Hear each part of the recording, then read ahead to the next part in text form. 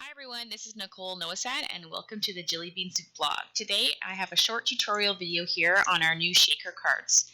There are several different shaker cards. Here I have one of the small square front shaker cards. There's also a shaker insert here that fits right inside the open space on the front of the card. And there's also a coordinating die set for some of the cards. So I'm going to use some of that here for my first card. And what I'm going to do is I'm just going to cover the front of this card with some pattern paper. So very simply, I'm just going to measure the front of the card with a ruler, and then I'm going to take a pattern paper and just trim that off on my trimmer. The only tricky thing is to get the inside part of the shaker card cut out, but it's really quite simple, especially in some of the basic shapes like the circle or the square like this one. So I'm just going to add a small amount of adhesive to the back of the pattern paper and center that onto the card front as I'd like it. And then once I have that all stuck on properly, I'm going to just take a pencil and trace out that square portion and just add a notch to the corner, and then I'm going to peel it right off again and just trim out that inside section. Now obviously this is more tricky with some of the shapes like the star or the jar shape, but definitely the same process would be used for those card fronts as well. But it's a really easy way to get that pattern paper that you like on the front of the card without having to have just a stamped front or a plain front on its own. So once you have that cut out, it's really just as simple as adding a little bit more adhesive and then centering it back over top of that open area. And don't worry too much if it's off just a little bit, because you can always decorate the front as I'm going to do on this card. And in fact, if it's slightly a little bit smaller than your hole, it's okay too, because the shaker insert does take a little bit of space in that hole, so you want to allow for that. And when you do add adhesive, please make sure you add enough around that open area just so it stays intact where the open hole is. So now I'm just going to go ahead and kind of add my insert here and then decide on how I want to decorate the card. I'm going to use one of the new dies here that coordinate with the shaker card program. And this one has a nice pretty scallop type frame. So I'm just going to die cut some of that from some different pattern paper. And this is a perfect size to just use some of your scraps up. So I'm just going to add that here. I have a Cuttlebug is how I die cut. So I'm using a C plate, and then I'll use a B plate on the top. That's the perfect kind of sandwich for the dies on my machine. Every machine will be a little bit different, but that's how mine works. And just a quick pass through, and you can see it pops off really quick and easy. So I added some washi tape just to secure it down because I was using a small piece of paper, but you certainly don't need to do that. I'm just a little bit paranoid about it. So just going to put all this out here and poke in the hole with a pencil just to get the little shape out. And then I'm ready to decorate the front of my card. So I am actually going to just line this up here. And I was going to use the inside of that square, but I've changed my mind. And I'm going to use some of these stamps. These stamps here are from the Healthy Hello collection, which is new for 2016 CHA. And I'm going to grab my little ink pad here and some ink, and I'm just going to leave the card closed up like this so I can line that hello word into the open area. And that's going to peek through our shaker insert after it's been put into the card. So just making sure I have it far enough down from all of the edges there that it's going to show through my shaker. And now I'm just going to really quickly decorate the front. I have that scallop edge die, and then I'm going to go ahead and get that shaker filled up and put inside. So all you have to do is peel the sticker portion on the shaker insert. Make sure you don't do that before you fill it. You want to fill it first. I have just some gems here from my daughter's craft area, and I'm just pulling off the sticker, and then I'm going to fold the card back together. You can see it's a little bit tight in the corner sometimes. I'm just going to fold it back together and press down really well, and now my shaker insert's nice and full with some bling. It's really just as easy as that. And you can completely customize inside each of the shaker inserts whatever you'd like. I've used little candies for decorating cakes. I've used, what else have I used? Sprinkles, like for decorating cupcakes. You can use sequins, you can use buttons, you can use wood sprinkles, the Jillibean Soup wood sprinkles. You can really use pretty much anything you put your mind to that will fit inside that small open space. So really fun. I'm just going to use a few more of the die here just to, these are the flowers, just to decorate the front of my card a little bit. I'm just going to quickly run that through. and then I'll use a few of those just to layer together to make some flowers. One other thing you can do is on the front of that shaker insert, it's a clear plastic. You can stamp on that as well. You just need to use an ink like StazOn. And I'm just going to grab the coordinating stamp set for this shaker card and my black StazOn ink.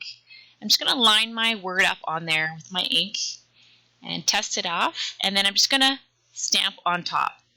I do hold it in place just for a second because it will move a little bit, but you can see here on the card that it's just a perfect little addition to the bottom part where the sprinkles are. So let's get on to the next card, and this one here uses the star-shaped front. I really love this for masculine type cards, for birthday cards, so I just did the same process as in the first card where I grabbed some pattern paper and I cut out that star shape. I'm just going to line it on the front of the card. And for this one, I'm just going to decorate it a little bit, and I use the dies again. This is again another die set that matches the shaker card program. And I've cut out the star, and I'm just going to close the card up and then add my star right to the middle and then lift the card front up. So you can see I can fill that back space with a colored piece of paper in the exact same shape as on the outside of the card. You don't need to have a big square piece inside your shaker card. You can easily use the die, and it takes all the work out for you. So quite simply, I'm just going to take some of the stamps. These are also some of the stamps you can get that coordinate with the shaker card program. And these are some great birthday celebratory type of stamps. And so I'm just going to use some of those here on the front, mixed with some alpha beans and some wood veneers, and just make it a really, really simple card. I like to keep it simple when I make a lot of birthday cards for my kids when they go to parties, and so this is the perfect way.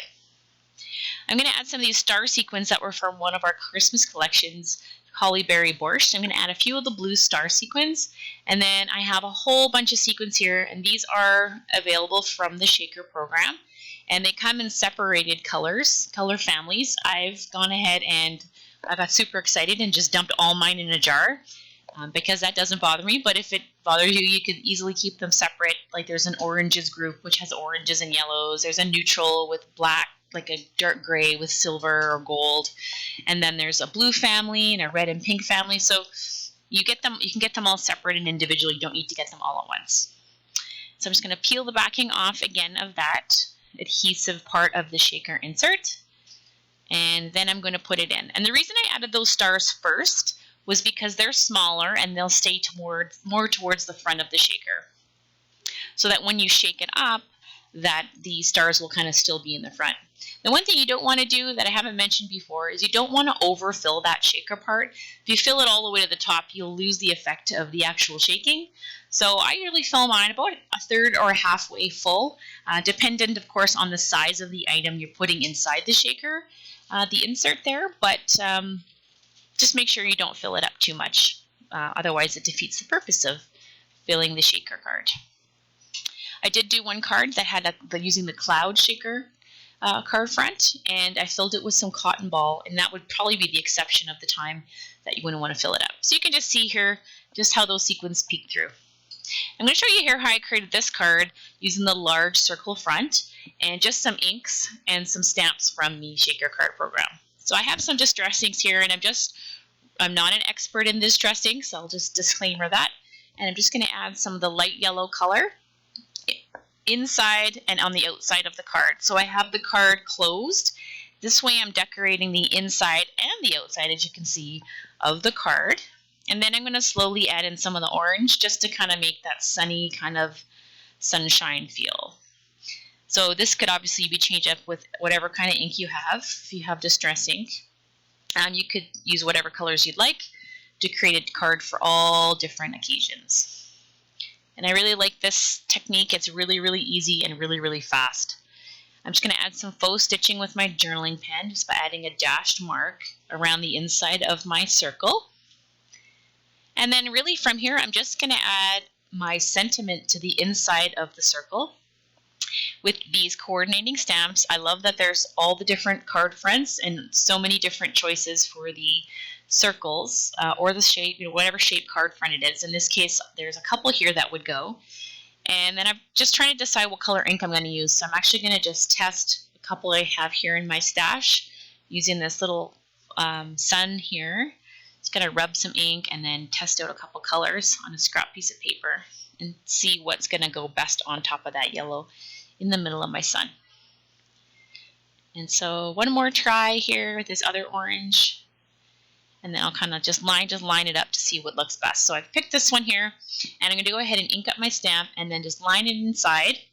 And again, the stamps fit perfectly inside the shape, so you don't have to worry about the sentiment not showing through your shaker card insert later on, which is really, really smart and super, super easy. So if you're mass producing a bunch of cards, it takes all the guesswork out for you.